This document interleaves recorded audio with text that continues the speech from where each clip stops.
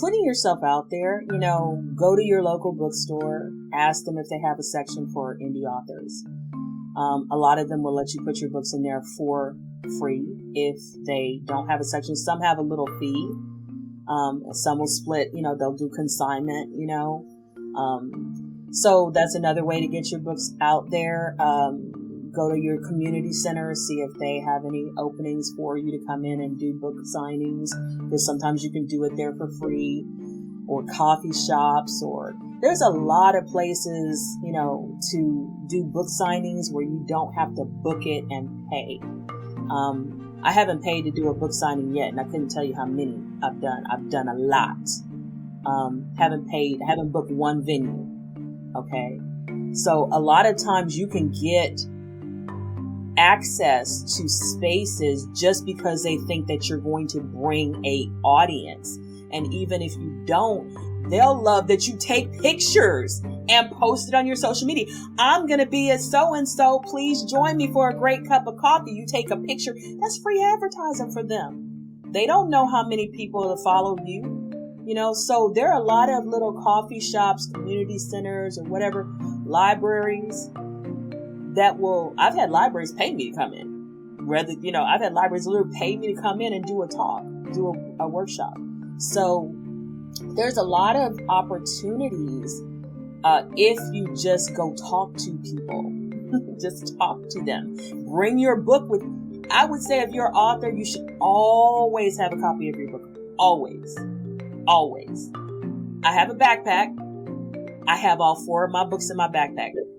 The only place I don't take them is someplace where I feel like they're going to open it and search it and say, you can't bring this in here. If it's anywhere else, I've got my backpack. Okay, everyone, welcome to Living the Next Chapter. I have somebody on today with the best name ever, I think. Definitely I need a little bit more information on your name because it's a beautiful name. Zen is with me today. Zen, welcome to the podcast. I am so happy to have you here. Welcome, welcome, welcome. Well, thank you for having me. And Zen Ase is actually my stage name, but I actually was called Zen for about 25 years. So I could do actually a poem if you want a spoken word. Yes. Name. Okay. Yes, let's do that. My name is Zen Ase, and I will now unfold the story behind that name and the lessons that it holds. 20 years ago, I worked my way through college ed. Waitressing, I paid the bills, 3 jobs in all, I bled. A day arrived so full of strife, coworkers craved the pill that kept a smile upon my face when they all wanted to kill. What are you on that gives you rest? I need some of your Zen, they stressed. I smiled and just confessed, my faith is all I need. Fast forward 10, and once again a day arrived with rage, and in the midst of chaos, others marveled at my grace. Hung around, embraced my calm, my total centeredness. Again they intoned Zen you be, but I did not see that in me until I embraced my destiny. I had to give in. It took me 20 years to see the purpose of my life, to calm and soothe and to inspire, to dim effects of strife. Ashe came next, a word that means so be it, like amen. Yoruba in origin, it bonds me to lost kin, yet deeper still, like Shayla written in the Psalms, it means be still and meditate on what you read, ponder long. Yet even more, it means my words exhale with force. They live, they breathe, they change the world. They alter my own course. A writer and a poet, this name states my destiny to exhale living, breathing words that change humanity, that encourage people to consider truth and challenge them to grow. Because at the end of everything, self-knowledge must unfold. And so now you know my purpose and you understand my plan. You have just entered the state of Zen. Never be the same again. Okay, I think we can just stop right now. We're done. Thank you, everyone. Thanks for coming out. What a great podcast. Wow. Thank you. Wow. Okay. I don't even know what to say. My name is Dave. That's all I have. And I'm like, oh, I feel really like I need to work on this. That's beautiful. Thank you. That's beautiful. Yeah. Wow. Okay. I seriously have no idea where to go now. That was so great. You can start wherever you were going to start in the beginning. I'm sorry I threw you off. I didn't mean to throw you off. No, I love it. I love it. Oh my gosh. That was beautiful. Okay. Zen, welcome to the podcast. So great to have you here. Thank you for kicking us off in the most unique way I have ever seen on a podcast. That's beautiful. I can tell that you know what you're doing, and we're going to get into all that. That's great. Can you share with everybody where you're joining me today here in this great world of ours? I am in North Houston, so like 10 minutes outside of Houston, in a little community called Spring. So I'm between Houston and the Woodlands. Okay. Excellent. And when we talked a while back, you had mentioned that you were just recently retired, but that's not really the situation where I would think a typical retirement would be, because nothing is typical so far when I've spoken to you, which I love. Can you tell us a little bit about what's going on with you? Career-wise, you've made a big shift. What's happening? I taught for 30 years. I taught 2 years in the middle school, and then I taught 28 years at high school. And January 20th, I retired. And I didn't know, I had been working on my exit plan for a while because I had been writing books and doing workshops and performing and doing other things. But, I didn't know if I was going to just sit down for a while. But then I've worked since I was 18, so I didn't really know how to sit down and be still. And so within a few days of retiring, I was already going on interviews, and I decided I was going to tutor. And so I'm actually working twice a week tutoring now. So I have a job. And then I decided to really put myself out there. So I joined like 3 networking groups. And this is February the 20th. And in 20 days, I've done 18 events, so 19, including this podcast. So either virtual events or in-person events, plus I'm working 2 days a week tutoring. So yeah, it's not typical retirement at all. My gosh. Well, thank you again for serving your community and teaching, and I can tell that you would be one of my favorite teachers had I had you in my classrooms. I would have loved having you. What was one of your joys as a teacher that brought you back day to day and inspired you working with kids? What was it for you? I think there were 2 things that really inspired me. One was being able to introduce children to knowledge, because learning how to learn to me is power. Then you don't have to wait for somebody to spoon feed you things. You can go find it yourself. So when kids really learned how to learn, and they learn how to research, they learn how to think, how to problem solve, how to even debate topics and not take things personally. Those kind of things to me are life skills. And so that was really exciting to me. And then, of course, seeing kids grow, they come to you at one point, and then you can see them grow and develop through the year, and they leave you at a different point. That was another joy that I had. Beautiful. I love that. That's amazing. So on top of everything else you have going on in the world, you also have a podcast, and I've been listening to it. It's great, by the way. Can you tell us a little bit about your podcast and your podcast journey? I'd love to talk about that too. Well, yes. As you saw from the opening, I'm a spoken word artist. When quarantine happened in 2020, I had been performing for 2 years. I've been building my audience for 2 years. And then everything shut down for Houston on the Ides of March. The Ides of March was like the day that everything stopped. It was all the restaurants closed after that day. So if you know, literature, the Ides of March was when Julius Caesar was told, beware the Ides of March, and they stabbed him to death. So it was the 15th of March. So that 16th was when everything closed down, and I was sitting at home, and I'm like, I'm going to lose my audience. I've worked so hard to build this up, to get a following, and they're just going to go? What am I going to do? So I decided, people had said I had a great voice. They said I should do a podcast.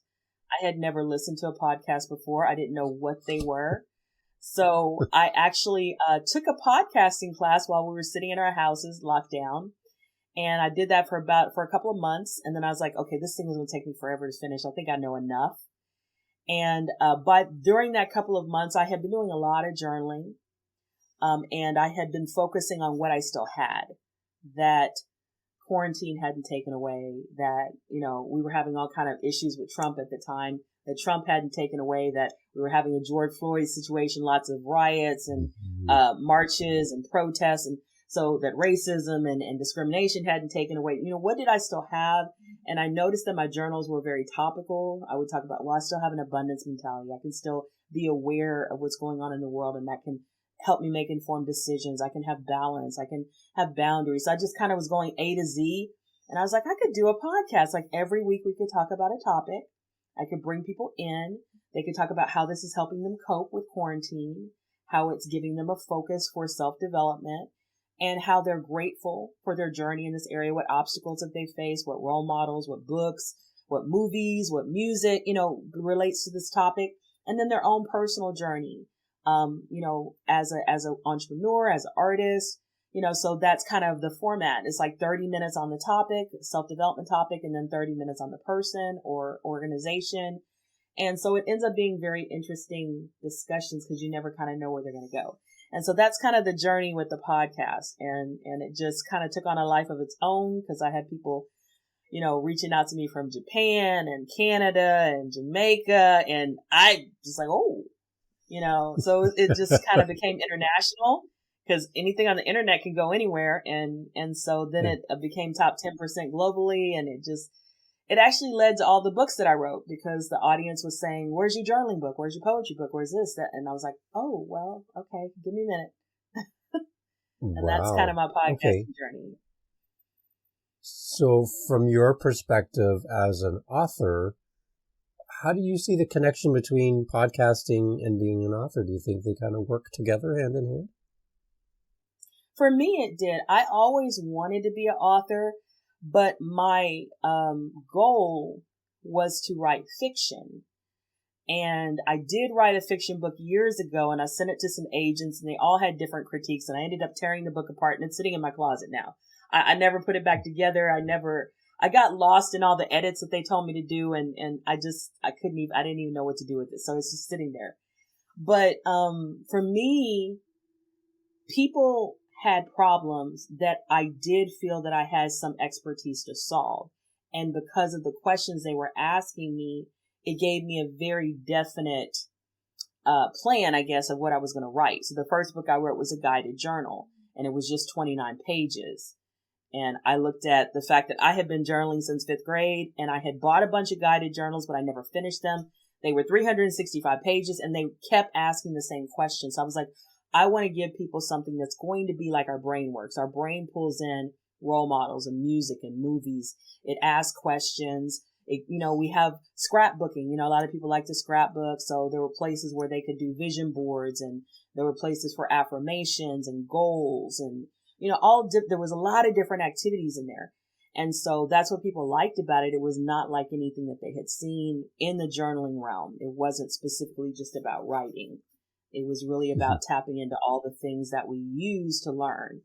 And so that's, that was my journey as an author, was people asking me to teach them things and then me showing them what I had learned in journaling since 5th grade, what I had learned in my personal healing journey, what I had learned, as a child growing up and having kind of an abandonment wound, so I ended up putting my expertise into books. And then I had an audience waiting for it, which was beautiful because as soon as it hit Amazon, it already, like, the first 3 books I had were all in the top 10 in new releases.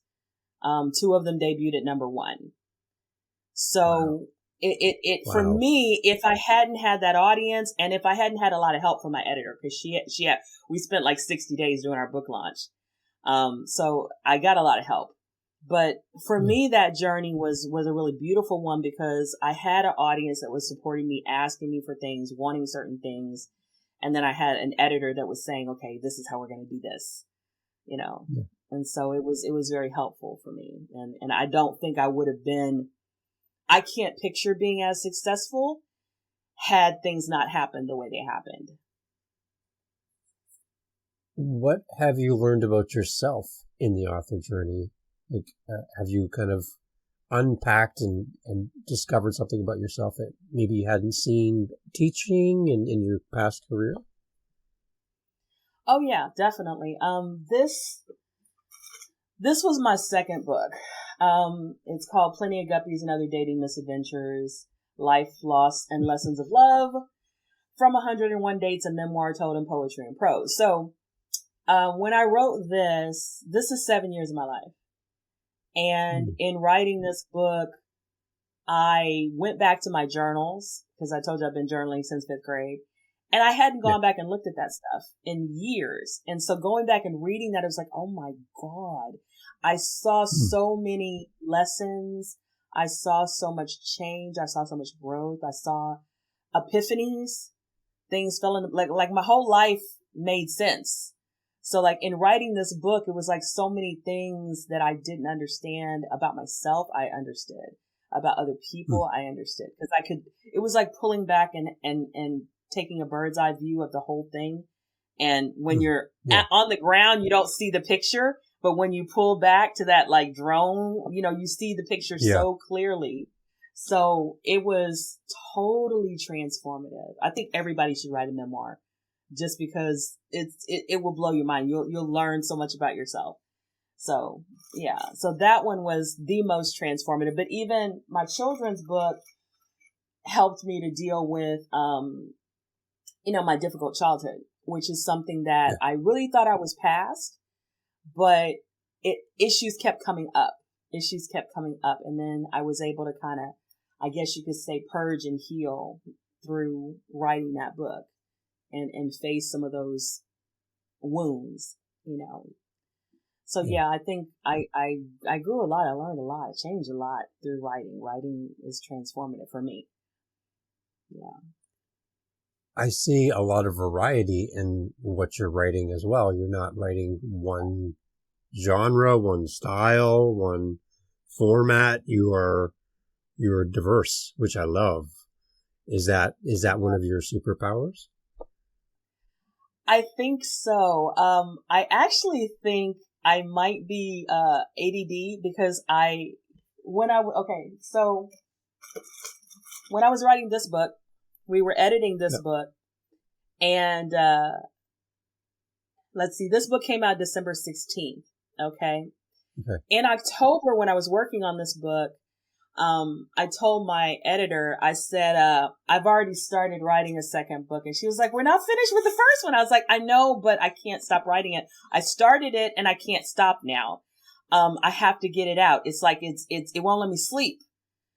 So I started writing this one. So this one came out in February of the next year. And then the same thing happened when I was writing this book.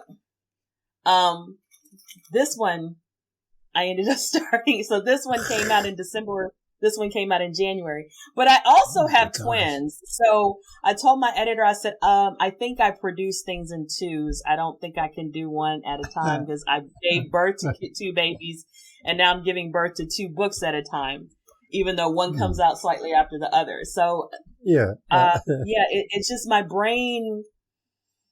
It gets focused and very, I guess you could say, drawn to certain ideas. And once it's fixated on that, it's like I have to finish it. It's like I can't not finish it because it's just nagging at me it's just nagging at me. I can't shut it off. So that's what the way it's been for me in these past 2 years. So.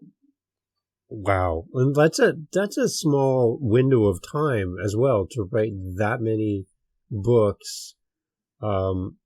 Is this just the start for you, or are you pausing now at this stage and kind of celebrating what you've already accomplished and kind of refocusing? What's next? Because most people write 4 books over a longer period of time. I'm interested to see what's coming. I do feel that there's more children's books coming. I do feel that I'll do a different planner. I do feel there's more coming. When it's going to happen, I don't know, because it's kind of this thing of, I'm a poet by nature. So a lot of what I do is inspiration. And when the inspiration hits, there's a book, I think it was called The Big Idea or something like Big Magic or something like that. And she basically says, when the muse comes, you gotta grab it, because you have no control over the muse. The muse can show up today, and if you don't seize it today, it will go take that idea to somebody else. And you'll be saying, I had that idea, but you didn't act on it. You know what I mean? So, for me, when the muse hits, I just follow the muse. I just follow that, because that has been very, it's worked for me. And I feel very grateful to God, to the ancestors, because I don't know who's speaking when those inspirational ideas come. I don't know where it's coming from in the ether, but it's like in my ear. And then I just latch onto it and bring it to life. So, so I don't know what's coming. I mean, I have a feeling there's more coming, but when, I couldn't tell you. Okay, so some of our audience listening today are authors listening to our conversation. I'm interested from your perspective on some of the things that you've learned that we can share directly with an author listening to inspire them to get their message out. Maybe they're stuck. They haven't even started yet. They know they have a message. They know they want to write their memoir. They want to write something, but they just need that little push to say, oh, it's good, you can go. Don't worry about being an imposter syndrome, all that stuff. Just write. Any kind of words of wisdom for somebody who's at the very beginning of their journey? Yeah, I think that, there's a saying that a journey of 1,000 miles begins with one step. You don't need to see where you're going to end up. You just need to start moving. And I also believe that when the student is ready, the teacher appears. So for me, this first book that I did, The Guided Journal, I did have a little bit of imposter syndrome, even though I was journaling since 5th grade. So what I did a beta version of this. I wrote it. I went to one of those little workbook companies, where you can do a pamphlet for your business. And I printed 50 copies, because I Googled and found out that the average self-published writer only sells 200 books in their lifetime. Okay. That was the stat that I saw. So I was like, let me make 50 copies. And I knew that as a teacher, I knew that I could do workshops. So I put a workshop out on Eventbrite. I said, I'm going to do it's vision board time. You know what I'm saying? Let's come in. We're not going to do a vision board, but we're going to do guided journaling to get ready for the new year. And I had about 10 people show up for the workshop.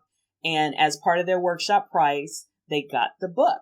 Okay. They got this beta version of my book, right?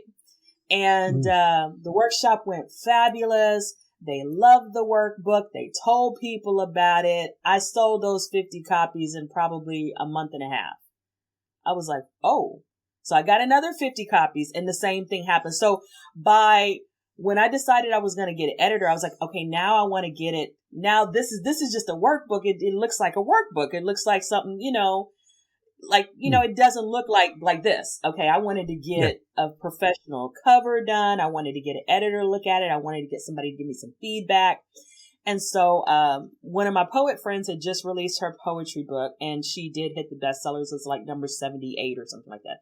I was like, well, if she can hit the bestsellers list with poetry, I think I could do it with a guided journal. People talk about journaling.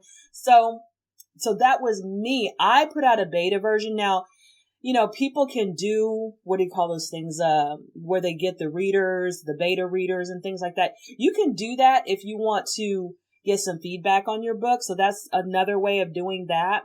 But for me, once I had the beta version, and I had sold 200 copies of the beta version before this ever went on Amazon. Wow. And the 200 copies I sold from January till November And then this came out in December. And so in 11 months, I had sold 200 copies. So that was, like I said, I had already went over the estimated, lifetime of the book according to the stats. Now, of course, we know there are people that sell 50,000 books, but I'm talking about, I was just trying to compete with that, the average writer, just to, okay, I'm better than average. I'm better than average on the self-published. Wow.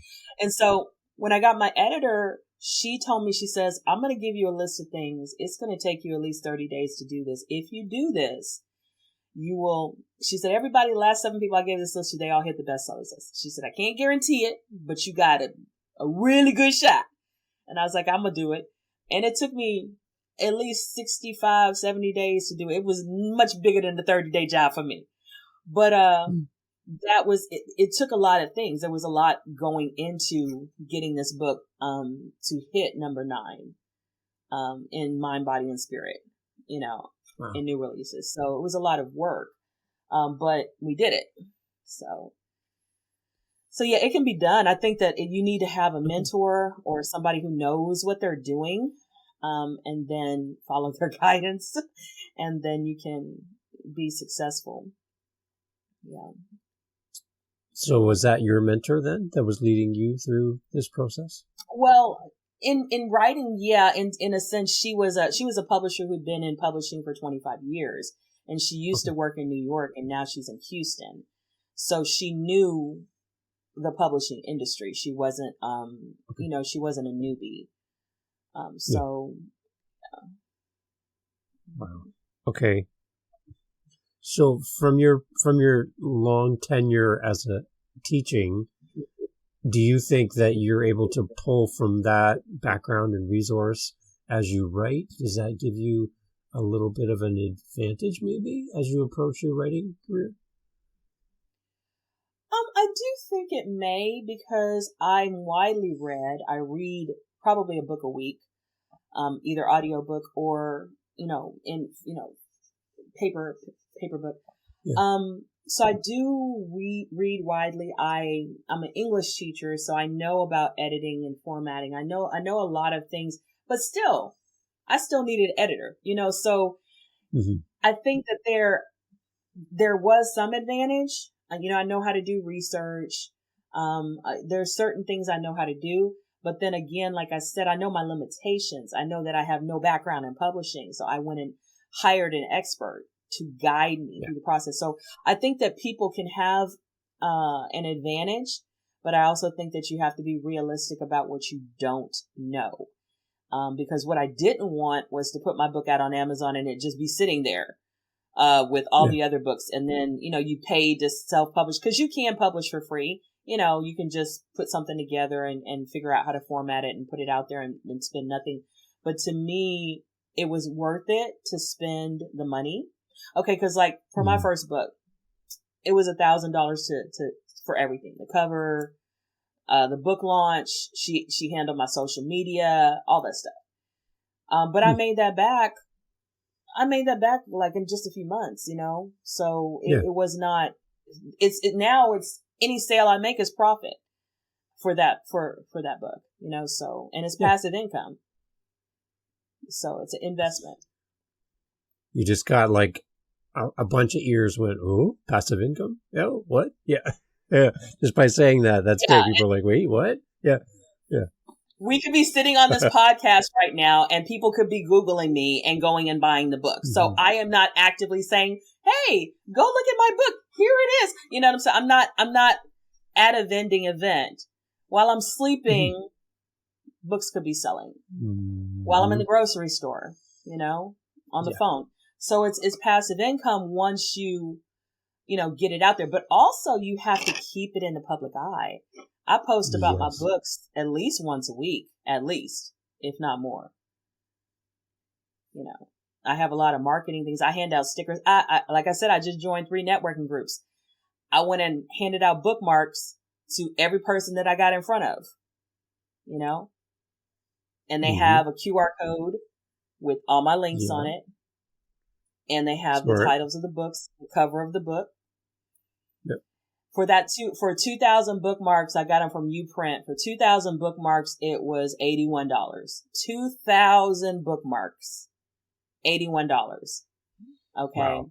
I only have to sell 8 of those books to make the eight books to pay for 2,000 bookmarks. Yeah. Wow. So yeah. And then for me, I'm a woman. So this is one of my books right here. And I guarantee these are Really?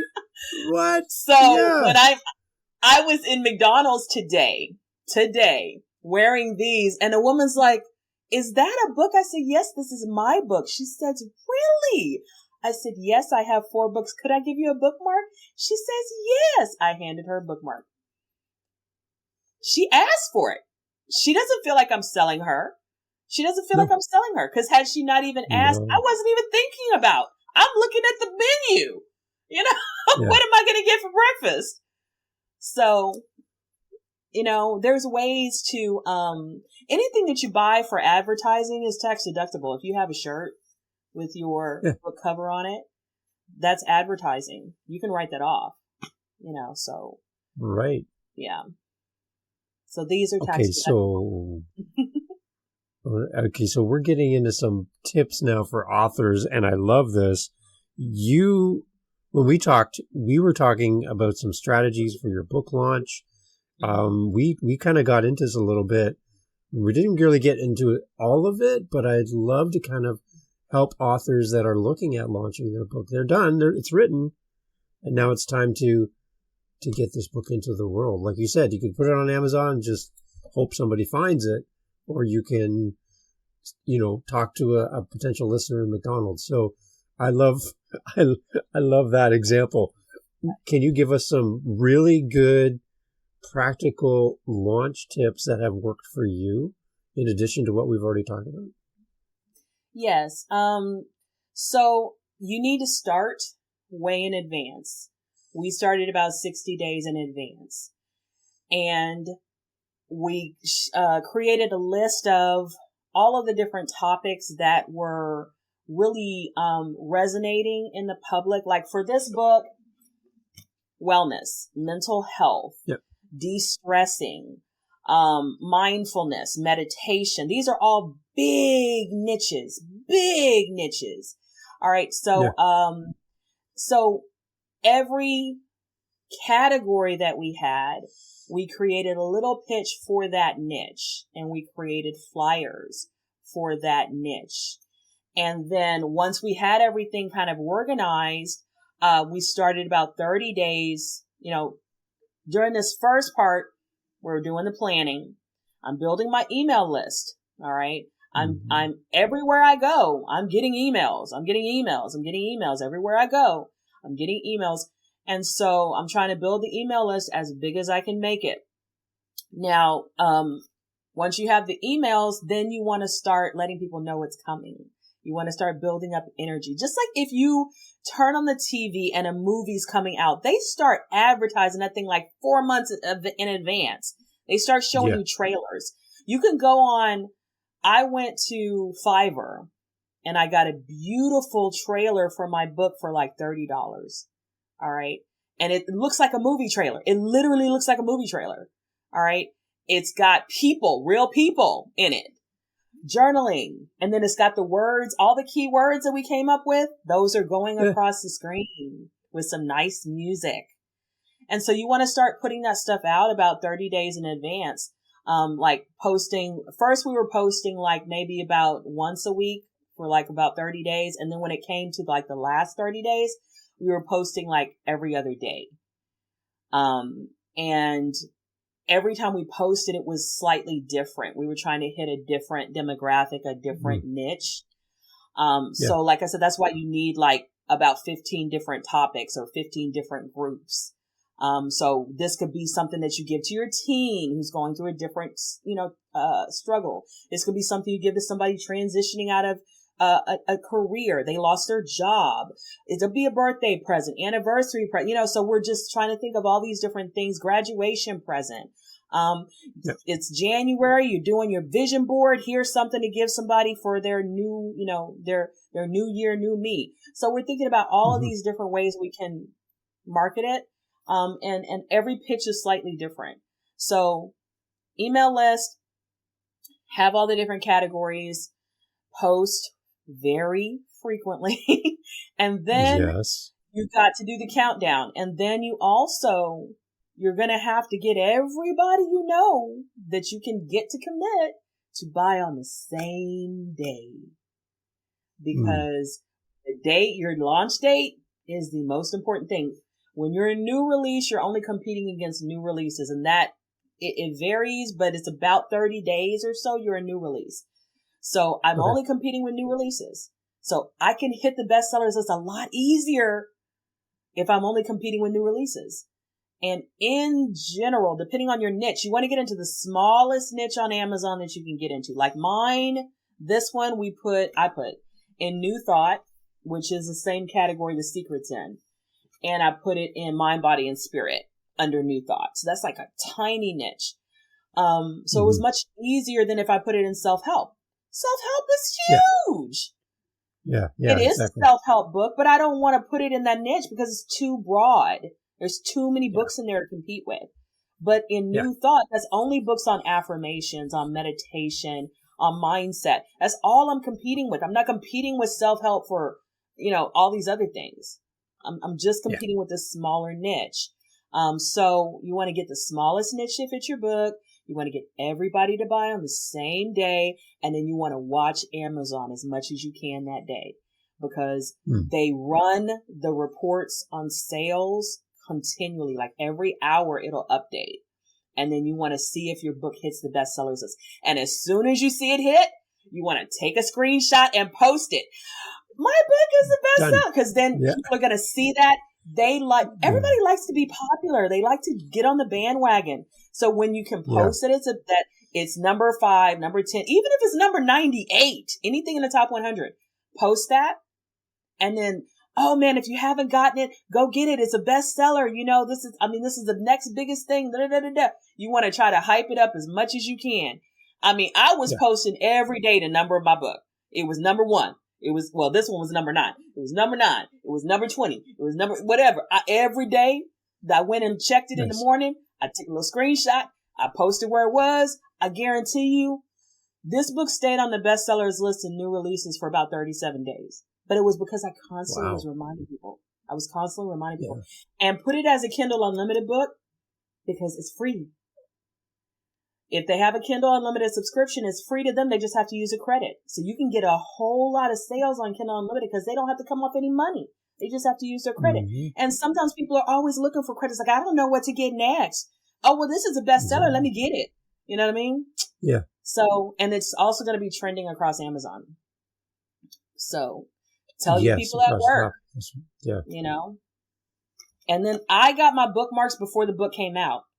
So I went on Get Covers. Get Covers did my covers. This cover cost $35. The bookmark. It's beautiful. Yes. The bookmark was another $15 for them to design the bookmark.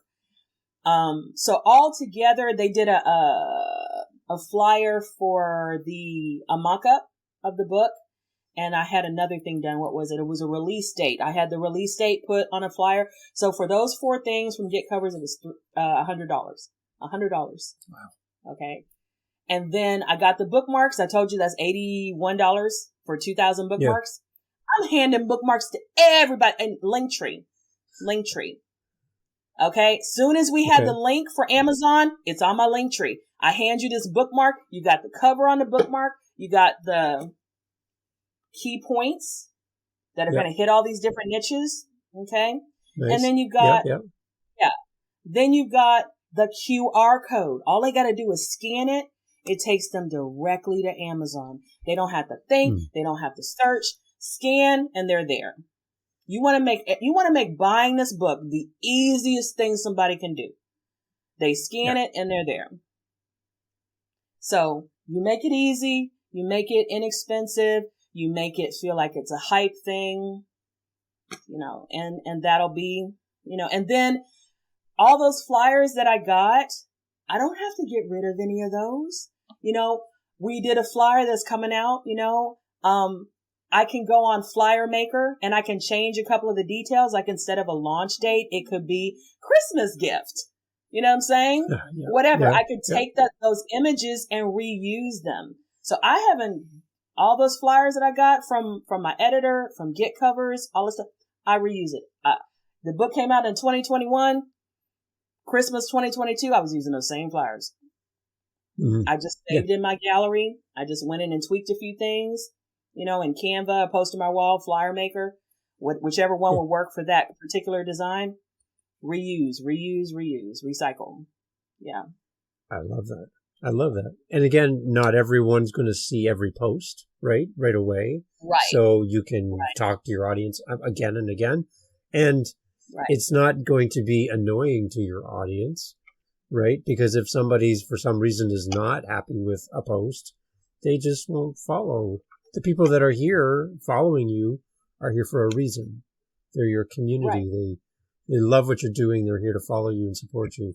So don't be afraid to get out there in front of people and talk about what's happening and keep them in the loop and bring them along on the journey like you talked about. That's amazing. Yeah. I heard someone say that you only need 100 true fans. If you have 100 true fans that will buy whatever you put out, they literally can fund your business, because whatever you put out, they support it. And not only do they support it, they recommend it. And that's another thing you want to try to do is get people to share. Hey, would you like this? Would you share this? Would you tell anybody you think might be interested in it? And all you're doing is asking. I have been an author for 2 years. I have never had a single person on my Facebook, Instagram, whatever, say, why do you post so much? Never. It's never happened to me. It's never happened. Because if they don't want to see you, they will unfollow you. They'll say, stop seeing it. You know what I'm saying? I've never had anybody directly say anything to me. And I really I might have maybe in the whole time I've been doing this, I think I've only had 1 or 2 people that I know of that just unfollowed me. But it's never been a problem because it's not obnoxious. It's just a post. You know what I'm saying? Yeah. People look at it and scroll on. And if they like it, they like it. If they comment, they comment. If they don't, they just keep going through their feed. It's just a post. So I love it.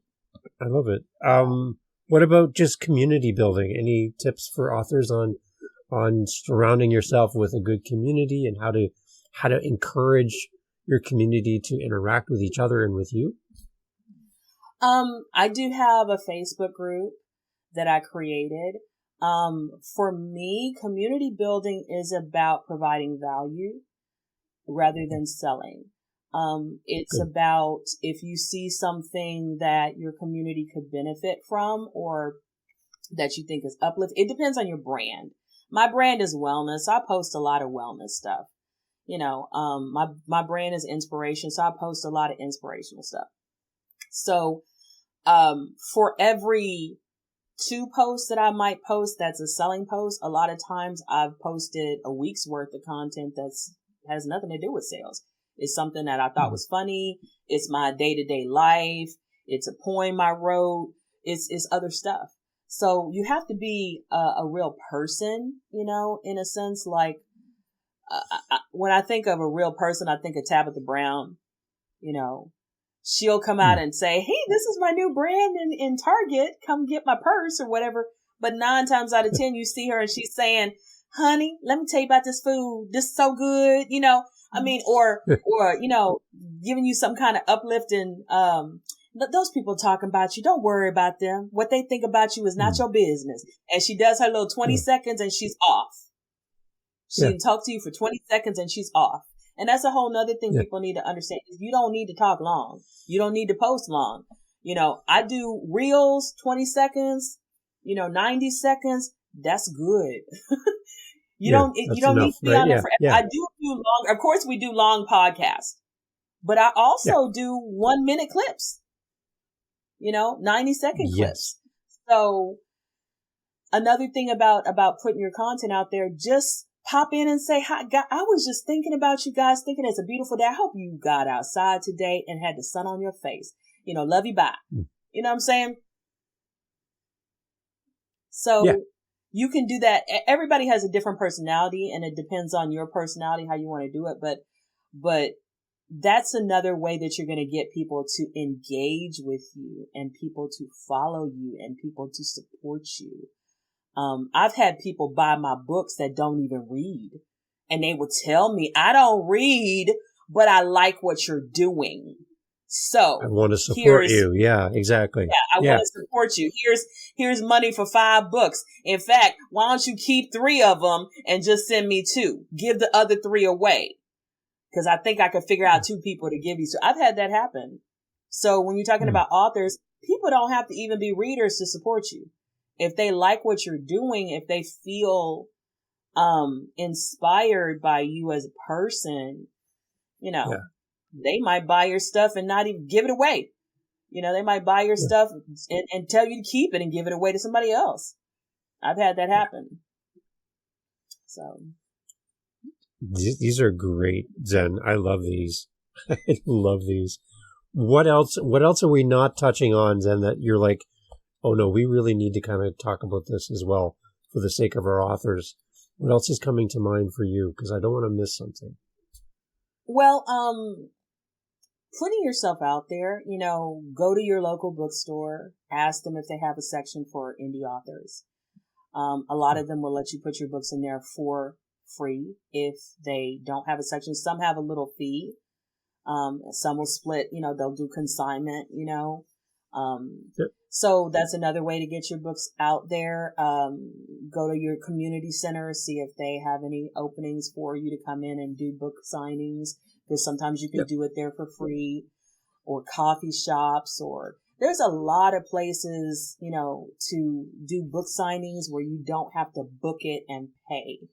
I haven't paid to do a book signing yet, and I couldn't tell you how many I've done. I've done a lot. Haven't booked one venue. Okay. So a lot of times you can get access to spaces just because they think that you're going to bring a audience. And even if you don't, they'll love that you take pictures and post it on your social media. I'm going to be at so-and-so. Please join me for a great cup of coffee. You take a picture. That's free advertising for them. They don't know how many people follow you. So there are a lot of little coffee shops, community centers, or whatever, libraries I've had libraries pay me to come in. I've had libraries literally pay me to come in and do a talk, do a workshop. So there's a lot of opportunities, if you just go talk to people, just talk to them, bring your book I would say if you're an author, you should always have a copy of your book. Always. I have a backpack. Yeah. I have all 4 of my books in my backpack. The only place I don't take them is some place where I feel like they're going to open it and search it and say, you can't bring this in here. If it's anywhere else, I've got my backpack. And I was wearing these. I was at, I wasn't at Cilantro's. I was at a Mexican restaurant. I cannot remember the name of it right now. I was at a Mexican restaurant. I was wearing these. I walked by a table of 3 women. Okay. And they had one of them. I just looked over and I was like, that looks like Goodreads on her page. I was like, ladies, are you readers? They were like, yeah, we love to read. I was like, you see these? I'm an author. I have some books outside. Would you like me to tell you about the books I have? I sold 4 books to the 3 women next to me. Okay. Nice. I sell books all the time. I was in Small Cakes. I'm wearing these again. And the woman says, what kind of book is that? I said, I have a memoir. All I had with me that day was my memoir. I was like, I have a memoir, and it's about my healing journey. And she was like, I'm going through a divorce. Is there anything in there about that? I said, girl, it began the day I got divorced. And she was like, I'll buy it. She didn't even know how much it was. She didn't even ask me how much it was. She's like, I'll buy it. So I have sold books. I have sold books getting eyeglasses. I sold books at Target Optical to the guy who was framing my. So take your books with you. Literally take your books with you. Have them in your car. I used to sell a book a day, just going to the store just talking to people, talk to people, hand out, and I'm not even being obnoxious. I'm not stopping every person I see. If a person smiles at me, I'm like, how you doing? It's nice to meet you. How's your day going? And then I might say, could I hand you something? Yeah. What you got? I got a bookmark. Here's a free bookmark for you. Oh, really? What kind of book? This is the kind of book. Oh, really? Where can I get? Well, I got some in my car. You want to see? Just like that. So it's all about just people. Yeah. People are not difficult to communicate with. And so many people, they're just, they're open. They really are. You know what I'm saying? So if you smile at somebody, they smile back, just say hi. Talk to them about your book. Yeah. That's what I would say. Because you never know. I've sold so many books just by saying hi to somebody. Yeah. So, It's amazing. And what I love too is value yourself. Value what you've put out into the world. Your audience values it. They're purchasing it. You need to value it as an author and be proud of what you've put out there, right? Because I think sometimes it goes back to that imposter syndrome a little bit, but people are like, well, I don't really want to be salesy. I don't want to come across as heavy-handed, none of that stuff, right? But at the same time, you can't negate the fact that you are a published author and you have a message for the world. So don't hide it. Don't hide that, right? So, and I had one author talk about, they compared it to like being an evangelist for your book and just spreading the word about your book and just letting people know, right? That, hey, this is who I am. This is what I offer. If you're interested, great, let's talk. So I love that kind of visual that you're just out there sharing the good word about your book and letting people know who you are. And I think you have to be very open. Once again, it's all about attitude. I'm not coming to anybody to try to force on them anything they don't want. I only want you to buy the book if you want the book. Because I don't want you to buy anything you don't want. I'm not trying to take advantage of you in any kind of way. So I'm just letting you know, here is an opportunity. All right. If you want it, great. If you don't want it, that's great too. It's I'm not. I'm not trying to convince you. I don't believe in you. You don't need to convince people of anything. You just say, hey, could I hand you a bookmark? Oh yeah. What's the book about? I didn't say, I didn't walk up and say, hey, can I tell you about my book? No. Could I hand you a bookmark? So if you're giving things away, a lot of times people will listen to you and, or even with the podcast, I see somebody with their headphones in, I smile at them, they smile at me. I'm like, what you listening to? Is that music? No, I'm listening to a podcast. Really? I have a podcast. What's it about? Nice. It's about self-development and inspiration. Really? What's the name of it? Well, I'm going to tell you the name, but I'm going to give you a sticker. Here's a sticker. QR code. Here, right there. You got all the podcast links. You know what I'm saying? So. Super smart. Super smart. I love it. Yeah. I love your approach to this and the fact that you have something great to offer the world. And like, I can't imagine you stopping after 4. There's no way. You're just going to keep going and going and going. There's more things coming, right? And I just can't wait to see what the next thing is going to be. I don't know. We'll see. It'll be a surprise to us both. There you go. Right? There you go. I love it. Yes. Amazing. Okay. So Zen, how do we find you? How do we find the podcast? How do we find the books? How do we connect with you? Where are you most active? All that interesting information. What do we do? The podcast is called Zennurgy, Zennurgy. It's on 25 different streaming platforms. So if you got Spotify, Apple Podcasts, Google Podcasts, Pandora, you can find it pretty much anywhere. You can actually Google me. Zen Ase is 2 words, Zenase. So if you Google me, you can see my social media. You can see, if you put Zen Ase's books, you should be able to see all 4 of my books on Amazon. I do have a link tree. So if you go to any of my social media pages, Zen Ase Poetry on Instagram. Zennurgy also has a page on Instagram. Zennurgy has a page on Facebook. And Zen Ase has a page on Facebook. So if you go to the bio, the link tree is there. If you click on that, you can see that I have shows coming up. Like I have a live poetry, comedy, music show coming up on Saturday, the 26th. I do have an author book signing and book event on the 25th. I'm also doing a wellness workshop that same day. So I've got 2 events that day. So you'll see all of the different things that I have coming up, links on the link tree, as well as the links for the books are there. The links for the podcast are on the link tree. So that's pretty much where you can find me. And I'm on everything. I'm on LinkedIn. I'm on Twitter. I'm on, TikTok. I'm everywhere.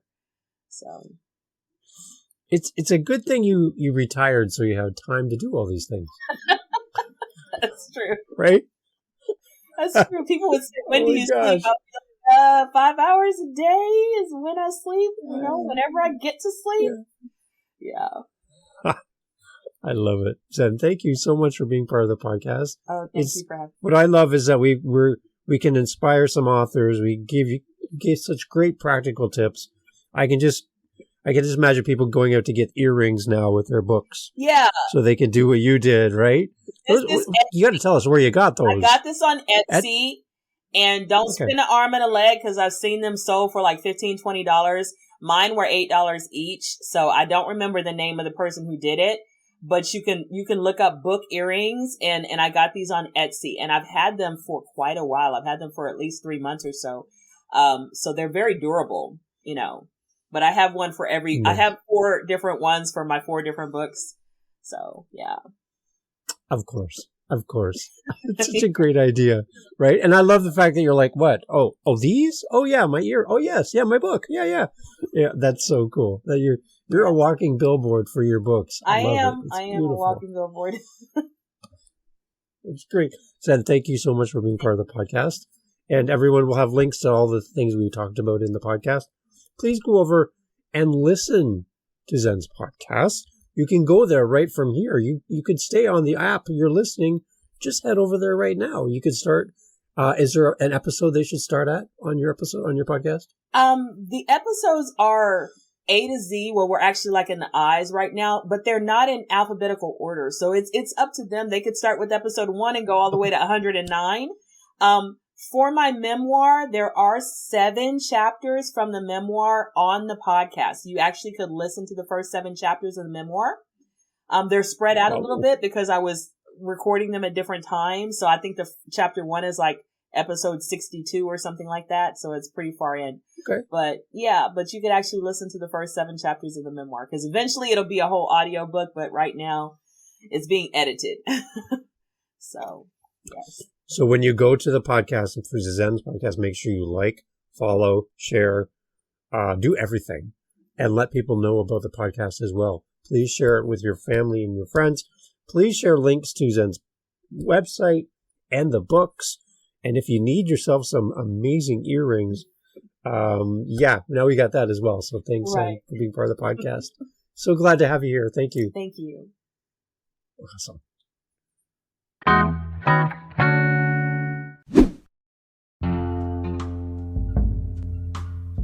Thank you for being part of Living the Next Chapter. Hey, look, we're having such a great time talking to authors around the world. If you are an author and you would like to be on this very show, I would love to talk to you. livingthenextchapter.com, livingthenextchapter.com, livingthenextchapter.com is the best way to get in touch with us. There you'll find our social media and blah, blah, blah, la-di-da, and such. You, author, soon-to-be author, new author, currently writing your book author, published author, we need you here. The seat's empty, microphone set up, we're waiting for you. livingthenextchapter.com. We would love to have you on the podcast. Yeah, I'm talking to you. Yeah, you should be here. We'll see you at livingthenextchapter.com.